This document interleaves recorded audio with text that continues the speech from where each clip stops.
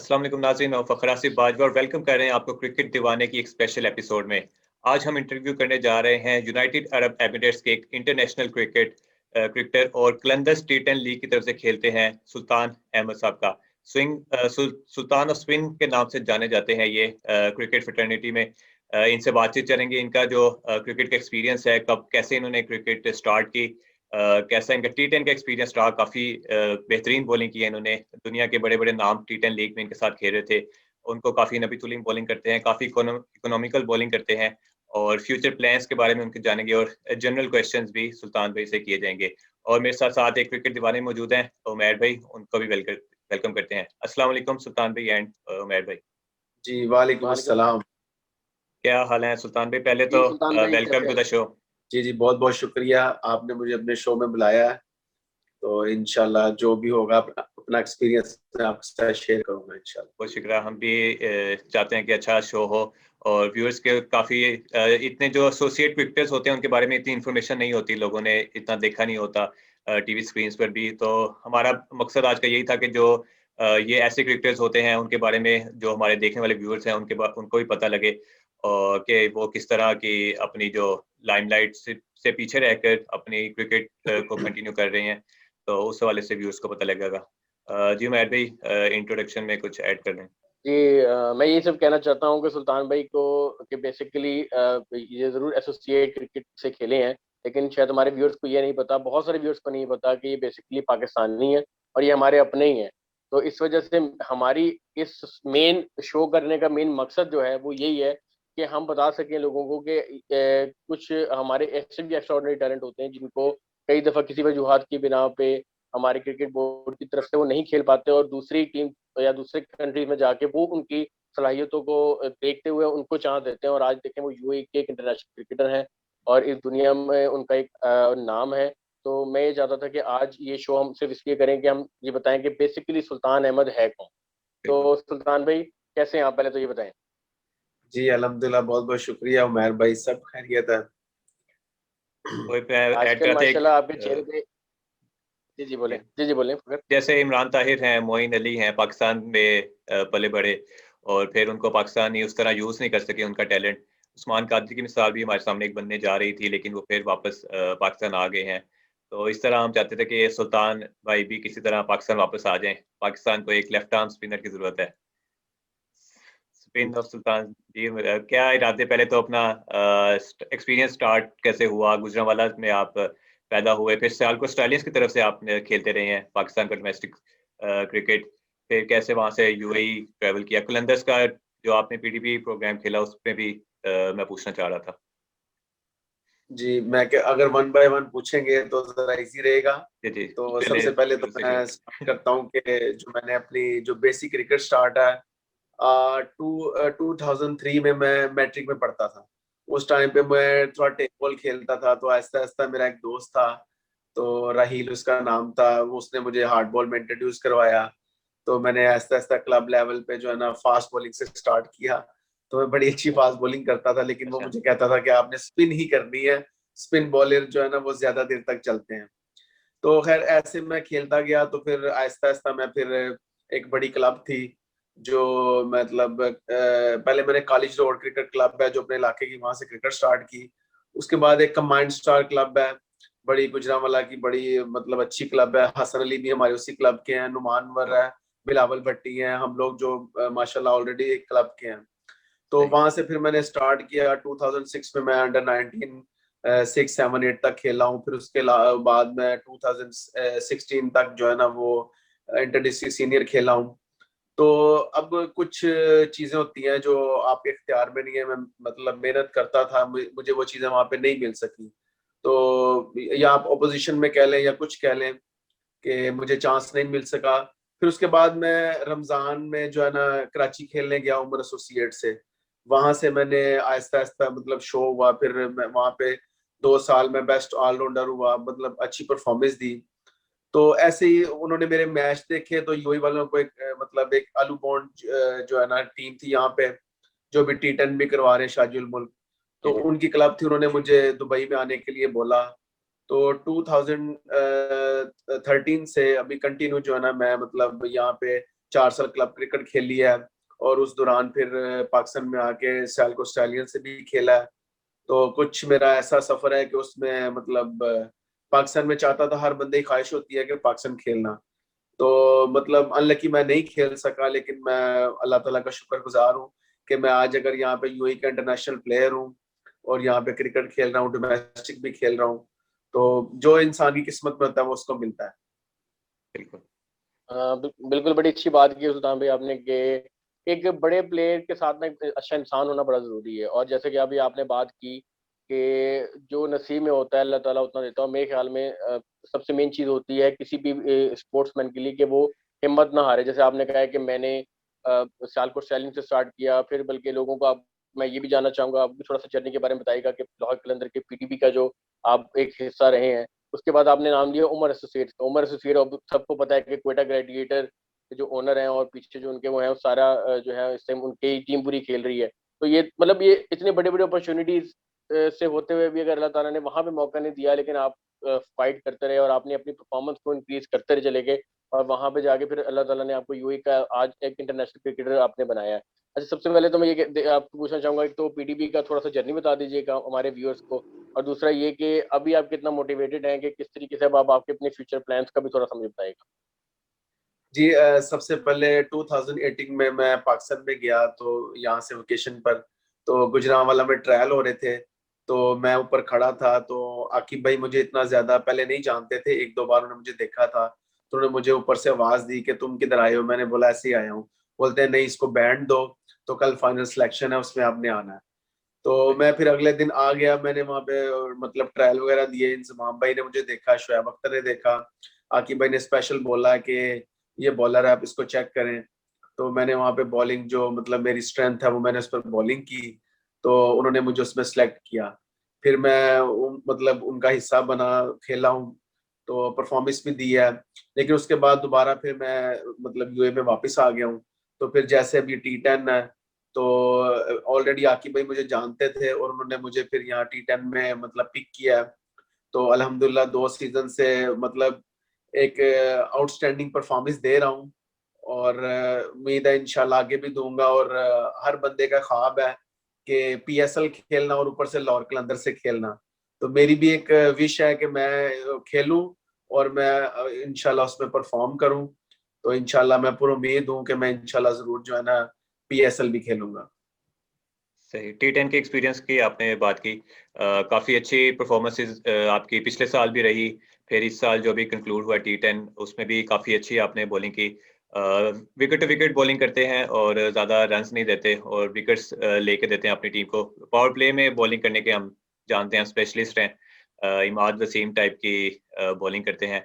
तो पहला साल के बारे में पूछना चाहूँगा, जो उधर एक्सपीरियंस था फिर आपको रिटेन किया गया कलंदर्स की तरफ से, तो कितनी बड़ी खुशी थी आपके लिए कि ऐसे बड़ी-बड़ी टीम में पहले कलंदर्स में नाम शामिल थे और उसमें से आपका नाम रिटेन प्लेयर्स के में नाम आना, वो तब क्या आपकी कैफियत थी? देखें जी, सबसे पहले जो क्रिकेट में है ना, कॉन्फिडेंस बड़ी चीज है। जब मैं लास्ट ईयर होटल में आया हूँ, तो आकिब भाई जो है ना 2-3 खड़े हुए थे, जैसे डेविड मिलान हो गया, क्रिस जॉर्डन, सुमित पटेल। तो मैंने आके इनको सलाम किया, तो मेरे शोल्डर पे हाथ रख के बोलते हैं one of the best spinner in UAE. तो जब एक इतना बड़ा कोच आपको इतना कॉन्फिडेंस देता है, तो मेरा ख्याल है डेफिनेटली आप लाजमी परफॉर्म करोगे। सही। फिर दूसरा ये है कि मैं जैसे जैसे कोई बड़ा प्लेयर आता है ना, मेरी उससे ज्यादा कंसंट्रेशन होती है कि मैंने, और ऊपर से अल्हम्दुलिल्लाह मैं ऐसा बॉलर हूँ कि पावर प्ले में मैं मतलब बॉलिंग करता हूँ। और इतना आसान नहीं है, लेकिन फिर भी जो है ना मेरी कोशिश होती है कि मैं स्टंप टू स्टंप बॉल करूँ, ताकि मेरी मतलब टीम को फायदा हो। विकेट की तरफ मैं जाता नहीं हूँ। अगर आप स्टंप टू स्टंप बॉल डालते हो, तो आप कंटेन बॉलिंग करते हो, तो ऑटोमेटिकली बैट्समैन मिस्टेक करेगा और आपको विकेट थ्रो करेगा। और इस टीम में हमने देखा शाहिद अफरीदी जैसे लेजेंड खेले इस बार कलंदर्स की टीम से, तो कितना सीखने को मिला शाहिद अफरीदी की लेजेंडरी से? मेरा फर्स्ट एक्सपीरियंस है, मैं शाहिद भाई के साथ खेला हूँ। लेकिन शायद वो पहला मैच नहीं खेल पाए हमारे साथ, कुछ उनकी फ्लाइट लेट थी। तो उन्होंने घर बैठ के जो हमारा मैच देखा है, तो मैं ऐसे बॉलिंग करने के लिए आ रहा था, तो उन्होंने बड़े कॉन्फिडेंस से बोला है कि सुल्तान को ओवर दो। तो मैं तो बड़ा शौक हुआ कि ये तो मुझे जानता नहीं है, तो इसने ऐसे बोला है कि इसको ओवर दो। तो बेसिकली मतलब शाहिद भाई बड़े मतलब गेट टुगेदर होने वाले मतलब बंदे हैं और बहुत ज्यादा सपोर्ट करते हैं प्लेयर को। और मुझे स्पेशली बोलते थे कि आप बहुत बड़े बॉलर हो, आपको कोई नहीं हिट मार सकता है, आप कहीं भी बॉलिंग कर सकते हो। तो मुझे काफी चीजें उनसे सीखने को मिली हैं। तो मतलब उनके साथ ड्रेसिंग रूम शेयर करना और ग्राउंड में उनके अंडर खेलना, तो मेरे लिए तो बड़े ऑनर की बात है ये।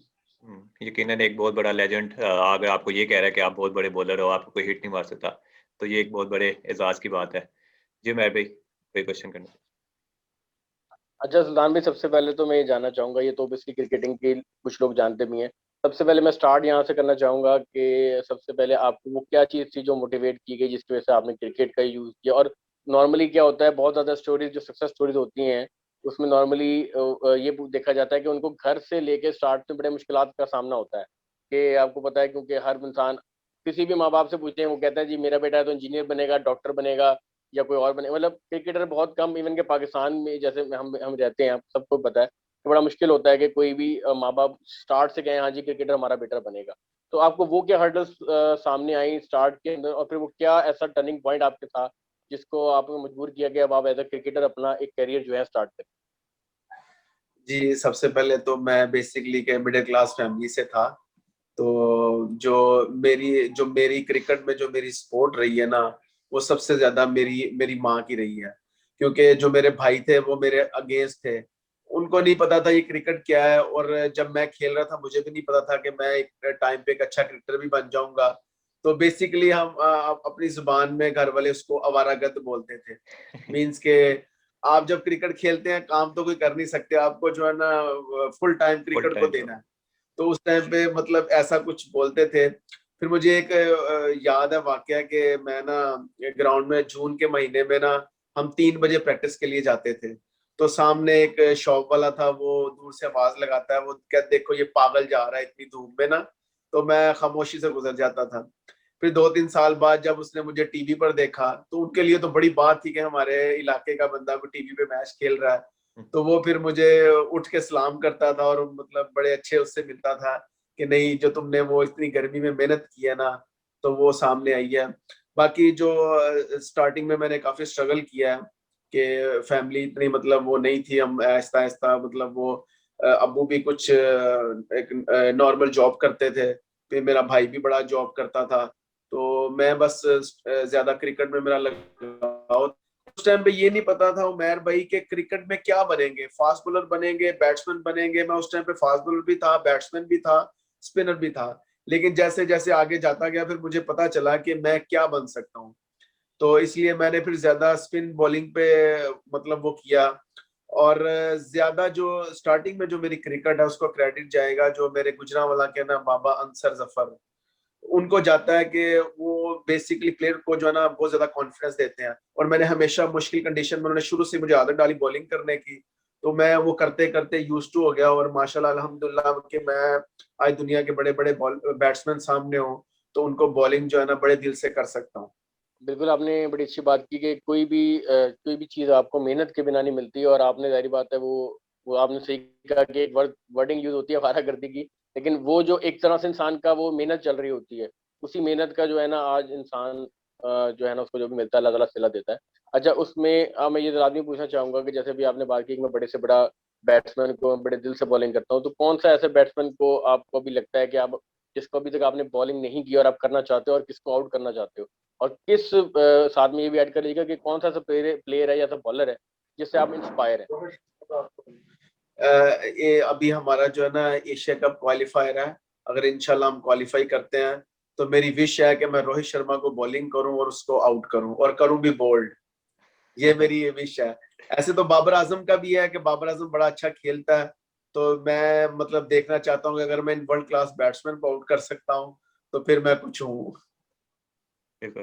बिल्कुल, और आपने जैसे आइडल। बात की है कि वर्ल्ड क्लास बैट्समैन की। जी जी, फखर सिर्फ एक मिनट। अच्छा, उसमें नॉर्मली एक मिथ बनी हुई है, सुल्तान भाई आपको भी पता होगा, कि जब राशिद खान का मैं एग्जांपल ले लेता हूँ क्योंकि वो भी एक एसोसिएट क्रिकेटर से आए थे और आज दुनिया में उनका एक नाम है। तो जब वो बॉलिंग कर रहे थे या जब उनका एक नाम एक नजर आना शुरू हुआ था, तो उनके ऊपर एक क्रिटिसिज्म थी जो कि कहीं ना कहीं हर एसोसिएट प्लेयर पे होती है, आप पे भी कहीं ना कहीं है, जो मैंने इसमें रीड आउट किया था कमेंट्स के अंदर, कि जो एसोसिएट प्लेयर होते हैं वो आपस में तो खेल की अच्छी परफॉर्मेंस दे देते हैं, लेकिन जब वो एक बड़े स्टेज पे जाते हैं या बड़े प्लेयर्स के सामने जाते हैं तो उस तरीके से परफॉर्म नहीं कर पाते। तो इस थिंकिंग के बारे में आप क्या कहेंगे, और इस थिंकिंग को खत्म करने के लिए एक प्लेयर क्या करता है? देखिए, सबसे पहले जो है ना, आपने एसोसिएट की बात की है ना, प्लेयर एसोसिएट में भी अच्छे होते हैं लेकिन अपॉर्चुनिटी नहीं मिलती है। अभी आप देखें कि यूएई के जितने भी लोकल प्लेयर्स हैं, पहले 2 साल जो T10 हुआ उसमें किसी को जो है ना मौका नहीं मिला, ना बॉलिंग करने का ना बैटिंग करने का। लास्ट 2 ईयर से इनको जो मौका मिल रहा है प्लेयर्स को, लोकल को, तो वो अपना जो है ना मतलब टैलेंट शो कर रहे हैं। तो बेसिकली अगर एसोसिएट प्लेयर है या टेस्ट नेशन है, उनको टेस्ट नेशन को ये बेनिफिट होता है कि वो बड़ी टीम से हैं, तो इसलिए उनको जल्दी अपॉर्चुनिटी मिल जाती है। एसोसिएट को इतनी जल्दी मिलती नहीं है। तो जैसे आप लमचानी है, उसकी मिसाल ले लें कि वो एसोसिएट प्लेयर है लेकिन उसको जैसे अपॉर्चुनिटी मिली है उसने दुनिया में एक साबित किया कि मैं एक अच्छा बॉलर हूँ। इसी तरह जैसे हम लोग यूएई के प्लेयर्स हैं, काफी प्लेयर्स हैं, अगर जैसे मैं खुद हूँ, अगर हमें अपॉर्चुनिटी कहीं भी मिलती है तो इंशाल्लाह हम प्रूव करेंगे कि एसोसिएट हो या टेस्ट नेशन हो, प्लेयर प्लेयर ही होता है।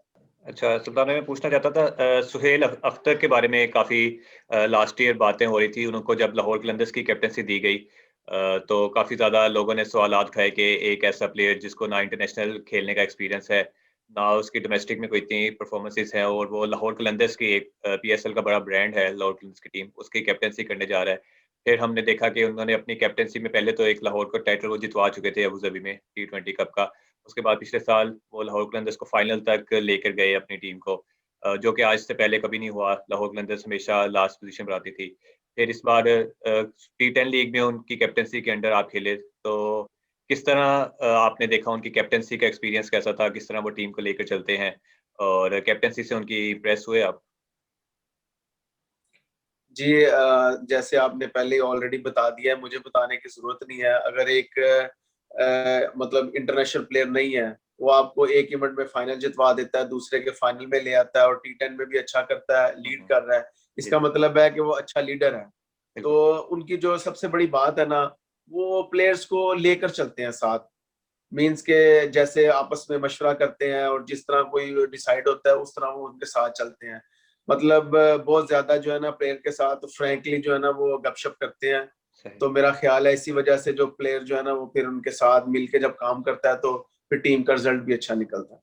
टीम प्ले, और हमने देखा कि परफॉर्मेंसेज़ उनकी इंडिविजुअल परफॉर्मेंस पे भी काफ़ी बातें हो रही थी, और फिर उन्होंने प्रूव किया कि T10 लीग के बड़े-बड़े दुनिया के बैट्समैन T10 लीग खेले थे और वो हाईएस्ट स्कोरर रहे इस साल T10 लीग के। तो ये एक बहुत बड़ी अचीवमेंट है और यकीनन इससे उनको कॉन्फिडेंस मिलेगा। पाकिस्तान सुपर लीग भी स्टार्ट होने वाली है नेक्स्ट वीक से, तो उसमें भी जो उनको एक काफ़ी अच्छा कॉन्फिडेंस बूस्टर होगा उनकी जो परफॉर्मेंस है T10 लीग में। तो फ्यूचर के बारे में सुल्तान भाई पूछना चाहता था कि क्या पीएसएल में खेलने का इरादा है, और फिर क्या पाकिस्तान से भी कोई इरादा रखते हैं या अभी यूएई को ही कंटिन्यू करना चाहेंगे? देखें जी, बेसिकली हम लोग पाकिस्तानी बॉर्न है, तो हमारी मोहब्बत जो है सब कुछ है पाकिस्तान से है, तो उसके बाद अगर कुछ है तो वो यूएई के लिए है। किसका दिल नहीं चाहता है अपने मतलब कंट्री से खेलने के लिए। तो इंशाल्लाह अगर मुझे मौका मिलता है पीएसएल में, तो इंशाल्लाह उसमें मैं प्रूव करूंगा कि मैं एक अच्छा बॉलर हूँ। तो बाकी यूएई की तरफ से खेल रहा हूँ, मुझे इस पे भी फख्र है, मेरा दूसरा घर है यूएई। यहीं से मैंने सारी क्रिकेट स्टार्ट किया और अल्हम्दुलिल्लाह भी मैं दुनिया का सेकंड जो है ना, सेकंड नंबर पे इकोनॉमिकल बॉलर हूँ, तो जिसका जो है ना मेरा 5.91 जो है ना इकोनॉमी रेट है। तो इसी तरह मेहनत करते रहेंगे, इंशाल्लाह जहां जहां अपॉर्चुनिटी मिली इंशाल्लाह उसको अवेल करेंगे। तो हमने देखा कि आजकल जो टीम सेलेक्ट हो रही है, नए चीफ सेलेक्टर हैं मोहम्मद वसीम, वो टीम सेलेक्ट करते हैं डोमेस्टिक की परफॉर्मेंसेस पर। तो कभी आपने ये नहीं सोचा कि मैं इधर आके पाकिस्तान में कायद आज़म ट्रॉफी खेलूं या नेशनल T20 कप जो हमारा डोमेस्टिक होता है, लिस्ट ए कप जो होता है, वो खेलूं, वहां पे परफॉर्मेंस दूं, और ताकि पाकिस्तान टीम में मेरे रास्ते खुल सके? देखें, सबसे पहले जो है ना, जो इन्होंने थोड़ा सा मतलब प्लेयर्स के लिए डिफिकल्ट कर दिया है ना, कि जो 6 टीमें बना दिया। जैसे सियालकोट स्टैलियन से मैं खेलता था, अगर उस टाइम पे उसको कंटिन्यू रखते तो इंशाल्लाह आप मुझे पीएसएल में भी देखते और बहुत ज्यादा अपॉर्चुनिटी मैं वहां से ले सकता था।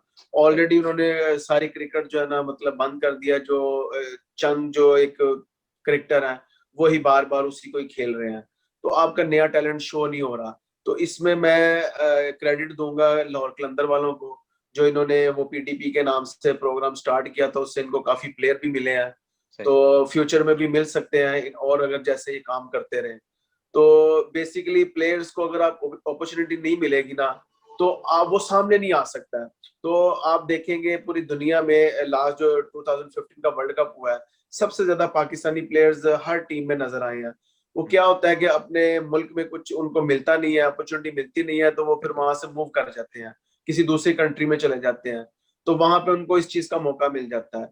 तो बेहतर है कि हमारी जो पाकिस्तान की डोमेस्टिक क्रिकेट है, नए आने वाले प्लेयर्स के लिए, बच्चों के लिए बेहतर होगा कि इसको जो है ना स्टार्टिंग से, जैसे वो डिस्ट्रिक्ट अंडर 19 जैसे जैसे चल रही है ना, उसको कंटिन्यू रखें, ताकि कोई बच्चा जो है ना इससे जो है ना वो मतलब दूर ना रहे, कुछ ना कुछ उसको मौका मिले और वो पाकिस्तान का एक जो है ना स्टार बने। सही। जी भाई भाई। जी बिल्कुल सुल्तान भाई, आपने बड़ी अच्छी बात की। देखें, इसमें तो कोई शक नहीं है कि हमारे डोमेस्टिक के अंदर अब से नहीं, शुरू से फ्लॉज और काफ़ी ज़्यादा एक पॉलिटिक्स और ये इश्यूज रहे हैं और अभी भी कहीं ना कहीं प्रिवेल करते हैं। डिफरेंट गवर्नमेंट्स आती हैं, डिफरेंट चीज़ें उसको करके उसको बेहतर करने की जरूर कोशिश करती हैं, लेकिन चैलेंजिंग एनवायरनमेंट वो रहता ही है। एक तो मुझे ये बता दीजिएगा कि क्योंकि आप ऐसा, उन्होंने पाकिस्तान का डोमेस्टिक भी खेला है, डोमेस्टिक में भी, और इस टाइम यूएई का भी डोमेस्टिक और इंटरनेशनल मैचेस खेल रहे हैं, उसमें कितना आपको डिफरेंस नजर आया? दूसरी बात ये है कि मैं ये पूछना चाहता था कि बेसिकली आप अपना फ्यूचर कहाँ देखना चाहते हैं? जैसे अगले 5 साल अगर आपका एज अ क्रिकेटिंग प्लेयर आप चाहेंगे कि हमें यूएई के लिए एक बड़ा, मतलब जैसे राशिद थे, उन्होंने उनका तो एक नेटिव वही था अफगानिस्तान से, उन्होंने अपनी एक अफगानिस्तान टीम को जो बेसिकली कहीं भी नहीं थी, आज उन्होंने एक टेस्ट रैंकिंग उनको टीम पे वो दिला दिया। तो आप ये चाहते हैं कि जो यूएई की तरफ आपका 5 साल देखना चाहेंगे, या फिर आप चाहेंगे कि नेक्स्ट 5 साल में मैं पाकिस्तान की तरफ से खेल सकूं? क्योंकि हमने जब कमेंट्स में लिखे तो बहुत सारे लोगों ने यही पूछा, ऑब्वियसली चाहा भी कि आप पाकिस्तान वापस आ जाएं और पाकिस्तान की तरफ से खेलें, और आपकी ऑब्वियसली हर पाकिस्तानी की अपनी भी ख्वाहिश पहले यही है। जी आपने सही बात की है कि हर बंदे की ख्वाहिश होती है, पहले मैं शेयर कर चुका हूँ कि कौन नहीं चाहता पाकिस्तान खेलना। लेकिन मेरा जो नेक्स्ट फ्यूचर में प्लान है ना, वो इंशाल्लाह मैं यूएई की तरफ से खेलूंगा, और इसको कोशिश करूंगा कि मैं यूएई की टीम जो है ना नंबर 1 एसोसिएट टीम बने। तो मैं जितनी देर खेलूंगा, मतलब यूएई की तरफ से इसकी नुमाइंदगी करूंगा। और उसके अलावा जैसे पीएसएल है और मुख्तलिफ लीग्स वगैरह हैं, उसमें इंशाल्लाह जो है ना अगर मुझे मौका मिलता है तो मैं जो है ना पाकिस्तान का नाम भी रोशन करूंगा। उसके बाद सेकंड मैंने बताया मेरी कंट्री यूएई है, क्योंकि मैं यहाँ से खेल रहा हूँ। तो इंशाल्लाह दोनों का जो है ना फिर वो नाम रोशन। और कितना फर्क लगा आपको डोमेस्टिक, पाकिस्तानी डोमेस्टिक में और यूएई डोमेस्टिक में? जी अगर आप ये बात करेंगे ना तो ये तो बहुत ज्यादा डिफरेंट है, क्योंकि पाकिस्तान जो टेस्ट नेशन है उसकी डोमेस्टिक और इसमें बहुत ज्यादा फर्क है। क्योंकि वहां पे आपको जो है ना वो मतलब आपका बोर्ड जो है पीसीबी या उसके अलावा डिपार्टमेंट आपको जो है ना वो सपोर्ट करते हैं। यहाँ पे तो लोकल जो कंपनीज वगैरह हैं वो एक टीम बनाते हैं, उस हिसाब से वो लड़के यहाँ पे साथ जॉब भी करते हैं और रात को क्रिकेट भी खेलते हैं। ऐसा नहीं है कि फुल टाइम उनकी यहाँ पे वो सैलरी हो और वो सिर्फ क्रिकेट खेल रहे हो। उनको जॉब के साथ प्लस नाइट में क्रिकेट खेलनी है, सुबह उठ को फिर उन्होंने मॉर्निंग में जॉब पे जाना है। तो यहाँ पे चीजें बहुत अभी जो है ना वो मतलब डिफिकल्ट है, जो प्लेयर्स के लिए यहाँ पे जो है ना फेस करना मुश्किल है जरा। अच्छा, कितना, ये इसके साथ ही मैं ऐड करूंगा क्वेश्चन, कि कितना मुश्किल होता है कि एज अ पाकिस्तानी या एज अ दूसरे कंट्री के, आप एज अ नेशनल आप दूसरे कंट्री में जाके, तो पहले आपको पता सेट होने बड़ा मुश्किल होता है, उसके बाद ना सिर्फ आप अपने सेट हो, अपनी सलाहियतों को मनवा के उनके लिए उनको रिप्रेजेंट करना, एक बहुत ही डिफरेंट काइंड ऑफ एक्सपीरियंस। तो वो भी हम चाहते हैं कि थोड़ा सा आप हमारे व्यूअर्स के लिए भी शेयर करेंगे, वो एक क्या जर्नी, वो भी एक तरह से अपनी एक अलग में जर्नी होती है। जी जैसे मैंने आपको बताया कि किसी भी कंट्री से खेलने के लिए 3.5 से 4 साल का जो है ना वो आपको वहाँ स्टे करना पड़ता है। तो मैं वैसे अल्हम्दुलिल्लाह अभी तक यहाँ पे जॉब वगैरह नहीं की, क्रिकेट के लिए आया था, क्रिकेट ही खेलता हूँ। और उसके बाद मैं नेशनल टीम में आ गया हूँ। तो अल्हम्दुलिल्लाह अभी भी मतलब क्रिकेट ही खेल रहा हूँ और उनके कॉन्ट्रैक्ट पे हूँ। तो अगर आप ओवरऑल प्लेयर्स का जो मैंने आपको बताया है, तो उसको 4 साल उसके लिए बहुत मुश्किल होते हैं कि उसको साथ जॉब भी करना और उसके साथ क्रिकेट भी अपनी खेलना, और उसके बाद मतलब यहाँ की नेशनल टीम को रिप्रेजेंट करना। तो काफी चैलेंज होते हैं जो उसको फेस करने पड़ते हैं। तो मेरा ख्याल है कि जैसे हम लोग इस तरह करते हैं, और अभी जैसे हमारे जो कोच हैं नए रॉबिन सिंह, वो बहुत ज्यादा जो है ना प्लेयर्स के बारे में मतलब वो कर रहे हैं, मोटिवेट कर रहे हैं और ज्यादा से ज्यादा प्लेयर्स को जो है ना मौका देने की कोशिश कर रहे हैं कि टैलेंट जो है ना सामने आए। तो अभी काफी जो है ना इम्प्रूव किया है हमारी क्रिकेट ने ना। डोमेस्टिक क्रिकेट में भी जैसे D10 करवा रहे हैं, D20 करवा रहे हैं। तो अभी माशाल्लाह इन्होंने एक लीग भी अनाउंस की है। तो इससे क्या होगा कि प्लेयर्स जो है ना वो जब बड़े प्लेयर्स के साथ खेलेंगे, उनके साथ ड्रेसिंग रूम शेयर करेंगे, तो उनकी क्रिकेट जो है ना इम्प्रूव होगी। तो इसमें सुल्तान भाई एक चीज़ और पूछना चाहूंगा कि इसमें जो, क्योंकि यूएई का सबको आइडिया है कि वहाँ नेशनैलिटी का थोड़ा सा इशू होता है, तो यहाँ पे क्या कंपलसरी होती है नेशनैलिटी, या फिर ये खेलने के बाद नेशनैलिटी ऑफर की जाती है, या अभी भी आप जैसे विजिट वीजा पे या एक जिसे कहते हैं काम उसके ऊपर ही है? मतलब नहीं नहीं, यहाँ पे नेशनैलिटी वगैरह नहीं मिलती है, वो तो हर कंट्री का अपना एक वो होता है। यहाँ पे सिर्फ अगर आप जब टाइम पूरा कर लेते हो ना 4 साल, तो आपका वीजा वगैरह वही रहता है। तो आप जो है ना वो टीम नेशनल प्लेयर बन जाते हो। लेकिन अगर जैसे सोचते हैं कि नेशनैलिटी वगैरह दूसरी कंट्रीज में दे देते हैं, लेकिन यहाँ पे ऐसा नहीं है। ये मतलब क्रिकेटर के लिए नहीं है, वैसे ही जो यहाँ की गवर्नमेंट है उनके लॉ में नहीं है कि वो किसी को भी नेशनैलिटी वगैरह दें या ऐसा कुछ। वीजा ही क्योंकि ये होता है, मैंने क्वेश्चन, उसी पर ही खेलते जी हैं। जी, क्योंकि ये मैंने इसलिए क्वेश्चन पूछा था कि अभी सुनने में आ रहा था कि कोई नीच अमेंडमेंट हुई है रिसेंटली यूएई के, उसमें उन्होंने जो एक स्किल्ड लेबर है जिसमें डॉक्टर्स हो गए, इंजीनियर्स हैं, उनको वो परमानेंट नेशनैलिटी ऑफर कर रहे हैं। तो मैंने कहा शायद मे बी क्रिकेटर्स भी उसके अंदर कहीं ना कहीं आ रहा है, क्योंकि बेसिकली आप उनकी कंट्री को रिप्रेजेंट करते हैं। जी नहीं, मुझे इस चीज का इतना इल्म नहीं है। मैंने ये सुना है कि शायद 10 साल का वीजा या उसके अलावा उनकी रिक्वायरमेंट है। जैसे आप डॉक्टर या इंजीनियर का बोल रहे हैं ना, उनके रिक्वायरमेंट के मुताबिक अगर आप चलते हैं तो मतलब पॉसिबल है फ्यूचर में। अब बिल्कुल, अभी आपने जैसे बात की थी आंसर के अंदर कि आप इस टाइम दुनिया के सेकंड नंबर पे बॉलर आ रहे हैं जो कि अंडर 6 पावर प्ले में बॉल करते हैं, और इसकी कोई रिक्वायरमेंट भी होती है? हमारे व्यूअर्स को बताएगा कि 500 को बॉल्स आपने करनी होती है, उसके बाद फिर शो होता है इसका। थोड़ा सा आप मुझे बता दीजिए, इसको थोड़ा सा जरा बताएंगे, जी एक्सप्लेन करेंगे। जी बिल्कुल। आपको जो है ना मतलब मैक्सिमम 500 बॉल करने होते हैं। तो अभी मेरे आई थिंक 438 या कुछ 40 मतलब बॉल्स हुए हैं। अगर मैं 3 मैचों में और इसी इकोनॉमिकल से बॉलिंग करता हूं तो इंशाल्लाह मैं नंबर 1 हो सकता हूं। तो इसमें आपको मतलब मैक्सिमम जो है ना 500 बॉल करने होते हैं। तो बेसिकली ये क्या चीजें हैं कि हम लोग जो है ना अभी एसोसिएट क्रिकेट खेलते हैं आपस में। तो टेस्ट नेशन के साथ खेलते नहीं। अगर हमें टेस्ट नेशन के साथ भी खेलने का मौका मिले तो बहुत ज्यादा जो है ना क्रिकेट इंप्रूव हो सकती है, प्लेयर्स की भी हमारी अपनी भी। अच्छा, थोड़ा सा एक लाइट मोड में क्वेश्चन भी हो जाए सुल्तान भाई। बेसिकली आपकी हॉबीज क्या हैं, और आपकी जो है डेली रूटीन कुछ जानना चाहते हैं व्यूअर्स के, बेसिकली क्या एक क्रिकेटर की यूएई की उसमें बेसिकली आपकी क्या रूटीन होगी, प्रैक्टिस करते हैं डेली किस तरह? जी सबसे पहले तो सैटरडे और फ्राइडे हमारा ऑफ होता है। तो उसके अलावा हम लोग सुबह में 7 बजे उठते हैं। उठ के रेडी होके तो जहाँ पे जिस जगह पे मैं रहता हूँ अजमान में, वहां से जो हमारी प्रैक्टिस आईसीसी स्पोर्ट सिटी में होती है।